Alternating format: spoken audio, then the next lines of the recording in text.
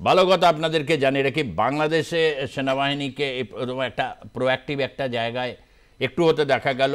March for Dhaka, সেই ছবিটা একটু দেখাতে বলবো। মার্চ ফর ঢাকা, প্যালেস্টাইনের সমর্থনে, ফিলিস্তিনের সমর্থনে সেখানে একটা 10 লক্ষ মানুষের জমায়েত হয়েছিল এবং সেই জমায়েতে কালো পতাকা, এবং সেই কালো পতাকা অর্থাৎ কোথাও যদি আইসিস বা এই ধরনের কোনো এলিমেন্ট দেখা যায়, সেটা কিন্তু সেনাবাহিনী অনেক ক্ষেত্রে তারা কেড়ে নিয়েছে। এরকম একটা ছবি কিন্তু অনেক দেখা গেছে এবং নিয়ে তারা সেগুলোকে খুলে ফেলেছে। সে ছবি আপনারা দেখতে পাচ্ছেন মার্চ ফর ঢাকাতে এটা হয়েছে। এটা কিন্তু আর্মি এরকম তাদের থেকে নিয়েছে, একদম পুরোপুরি পরিষ্কার রয়েছে। এবং কোথাও এই ধরনের দেখা গেছে মানবতার যেখানে আক্রান্ত হয়েছে সেই জায়গাগুলোতে অনেক আন্দোলন কিন্তু হাইজ্যাক হয়েছে। এরকম বিভিন্ন মৌলবাদী শক্তিগুলো তারা হাইজ্যাক করে নিয়ে তারা একটা অন্য পরিস্থিতি নিয়ে গেছে, যেখানে গণতান্ত্রিক আন্দোলনগুলো পরবর্তী অধ্যায়ে মুখ থুবড়ে পড়েছে। বাংলাদেশের এই ছবিটা দেখে আমি সরাসরি একটি প্রতিবেদনকে নেব। এই যে বাংলাদেশ লাগোয়া মুর্শিদাবাদ বা মালদা, এই যে বিভিন্ন সময় অশান্ত হচ্ছে বিভিন্ন পরিস্থিতিতে, এবং ওয়াকফ সংশোধনী আইনে পর্যবসিত হবার পর যে পরিস্থিতি আমরা দেখলাম শামশেরগঞ্জ, সুতি, এই সমস্ত এলাকায়, সেখানে কি বাংলাদেশের যোগ থাকতে পারে? প্রতিবেদন দেখুন, তাহলে বুঝতে পারবেন। তারপর আসবো দীপ্তিমান সেনগুপ্তের কাছে অ্যানালিসিস নিতে।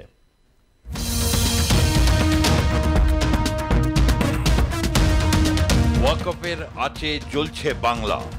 নয়া ওয়াকফ আইনের বিরোধিতা করতে গিয়ে বাংলার বুকে কালো মেঘ। মুর্শিদাবাদের শামশেরগঞ্জে বোমাবাজি, ভাঙচুর, মৃত্যু মিছিল। অশান্তি রঘুনাথগঞ্জ, সুতিতেও।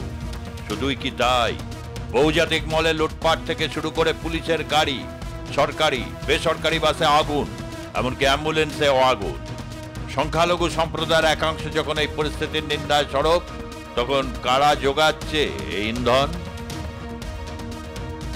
সীমান্তবর্তী মুর্শিদাবাদ বারবার উঠে এসেছে খবরের শিরোনামে। অস্ত্র উদ্ধার থেকে জঙ্গি মডিউল তৈরি, বাংলাদেশি গ্রেপ্তার থেকে ওয়াকফের বিরোধিতায় অশান্তির তীব্র আগুন, সবেতেই এগিয়ে সীমান্তবর্তী মুর্শিদাবাদ। বাংলাদেশের ছায়াই যেন চোখে পড়ছে মুর্শিদাবাদে। সম্প্রতি বাংলাদেশে যেভাবে মৌলবাদের বারবারন্ত মাথাচাড়া দিয়ে উঠেছে মৌলবাদী ইসলামী সংগঠনগুলো, তাতে উদ্বেগ বাড়ছে বই কমছে না। তাহলে কি বাংলাদেশের মৌলবাদের প্রভাব সরাসরি পড়ে গেছে এপার বাংলার মুর্শিদাবাদে? এই ছবিটা একবার দেখুন চোখ পরিষ্কার করে। বাংলাদেশে মৌলবাদীদের কি দাপট! নিজেদের দেশে শান্তির বার্তা দেখাতে না পেরে একেবারে প্যালেস্তাইনের গাজা উপত্যকায় ইসরায়েলের সামরিক অভিযানের প্রতিবাদ। বাংলাদেশের সিলেট, চট্টগ্রাম, খুলনা, বরিশাল, কুমিল্লা এবং ঢাকায় বাটা, কেএফসি, কোকাকোলা, ডোমিনোস, পিৎজার মতো বহুজাতিক কোম্পানির আউটলেটগুলোতে হামলা চালায় বিক্ষোভকারীরা, লুটপাট ও ভাঙচুর করে। এবার মুর্শিদাবাদের দিকে তাকিয়ে বিক্ষোভের ধরন যদি খুঁটিয়ে দেখুন, বুঝতে পারবেন স্টাইল বাজারের আউটলেটে ভাঙচুর চালানোর পর লুটপাট ঠিক বাংলাদেশের কায়দায়।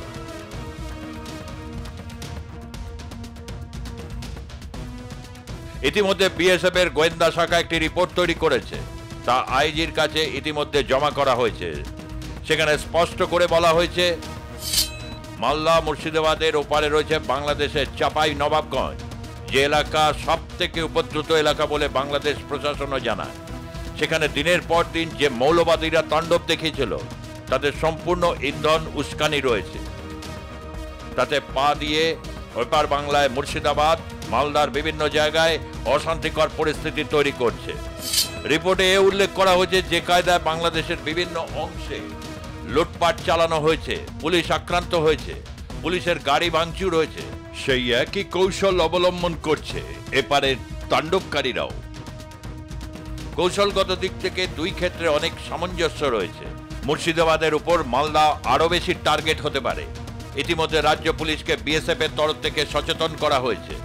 বিএসএফ এর যে অরক্ষিত এলাকাগুলো রয়েছে সেই জায়গাতে বসেই ওপারের মৌলবাদীরা এখানকার লোকেদের সঙ্গে বৈঠক করছেন, এমনকি ভিডিও কনফারেন্সে বৈঠক করেছে বলে বিএসএফ এর ইন্টেলিজেন্স টিম জানতে পেরেছে। এই আবহে আজ একটি ভিডিও পোস্ট করে বিজেপির রাজ্য সভাপতি সুকান্ত মজুমদার অভিযোগ করলেন, মমতা বন্দ্যোপাধ্যায় পশ্চিমবঙ্গের মুর্শিদাবাদকে গ্রেটার বাংলাদেশ বানাতে চাইছে।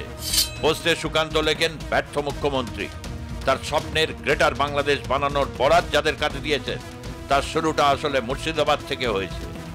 মমতা বন্দ্যোপাধ্যায়ের তোষণের সরকারের বিরুদ্ধে পশ্চিমবঙ্গের হিন্দুরা এখনই জাগরিত ও সংগঠিত না হলে আগামী দিনে পশ্চিমবঙ্গের মাটিতে হিন্দুদের অস্তিত্ব মুছে ফেলার এই জঘন্য চক্রান্ত প্রতিরোধ করা সম্ভব হবে না। এদিকে অগ্নিগর্ভ মুর্শিদাবাদে আপসপা জারির দাবি তুললেন বিজেপি সাংসদ জ্যোতির্ময় সিং মাহাতো।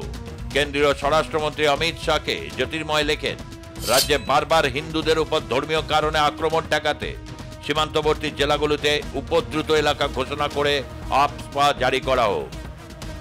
তৃণমূল কংগ্রেসের আমলে রাজনৈতিক তোষণ ও প্রশাসনিক উদাসীনতার জেরে হিন্দু সম্প্রদায়ের উপর টার্গেট করে হামলা করা হচ্ছে। ওয়াকফ ঘিরে যে অশান্তির বাতাবরণ তা কি শুধু আইন অমান্যের দাবি নাকি এর নেপথ্যে রয়েছে অন্য কিছু? বাংলার ভোট রাজনীতির আড়ালে যেভাবে মাথাচাড়া দিয়ে উঠছে মৌলবাদী সংগঠনগুলো, তাতে উদ্বেগ বাড়ছে বই কমছে না। তাহলে কি বাংলাদেশের মৌলবাদের সরাসরি প্রভাব পড়ছে এপার বাংলার মুর্শিদাবাদে? এই প্রশ্ন বিভিন্ন মহলে। রাজনৈতিক বিশ্লেষকরা এই সমস্ত দিকই খতিয়ে দেখছেন, আর আমরাও অন্তর্তদন্তের মাধ্যমে আপনাদের কাছে তুলে ধরছি বিভিন্ন প্রতিবেদন। ব্যুরো রিপোর্ট, আর+ নিউজ। দীপ্তিমান বাবু, আসছি আপনার কাছে, আপনি কিছু বলতে চাইছেন? আমি সুজিতদা, আপনি যে প্রতিবেদনটা দেখালেন সেই প্রতিবেদনটা থেকে আমি দুটো তিনটে আমার অবজারভেশন আপনাকে বলছি এখানে, এবং পশ্চিমবঙ্গের মানুষকে শোনানোর জন্য বলছি।